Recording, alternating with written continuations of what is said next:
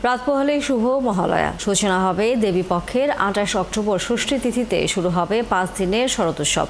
এবছর দেশে পূজার সংখ্যা বাড়ছে। বাংলাদেশ পূজা উদযাপন পরিষদ জানিয়েছে, দেশে পূজা হবে ৩৩,৩৫৫টি মণ্ডপে।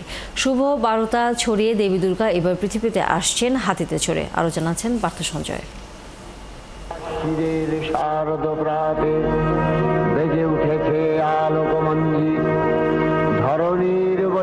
মহালয়ার পূর্ণ প্রভাতে শুভ মুহূর্তগুলো গাথা হয়ে যায়।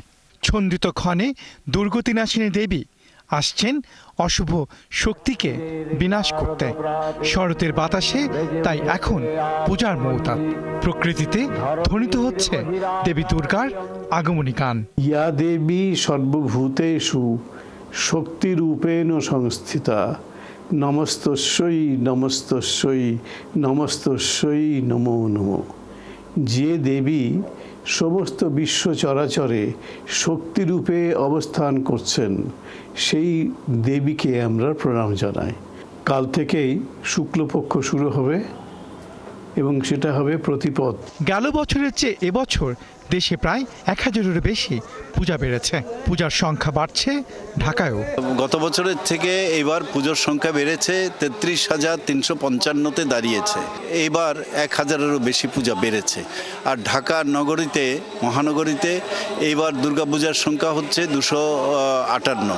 গত বছর ছিল ২৫২। তুলির ছোঁয়ায় একটু একটু করে সেজে উঠছেন দেবী দুর্গা। প্রতিমা শিল্পীর নেই ফুরসত।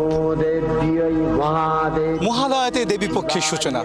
শরতেই দশরথ পুত্র রাম রাক্ষসপতি রাবণকে বধ করতে যে শারদ উৎসবের প্রচলন করেছিলেন, তাই যুগে যুগে বাঙালি সনাতন ধর্মাবলম্বীদের সবচেয়ে বড় শারদ উৎসব শারদীয় দুর্গাপূজা। এবছর দেবী পৃথিবীতে আসছেন হাতিতে চড়ে আর ফিরছেন দোলায়। পার্থ সঞ্জয়, ৭১, ঢাকা।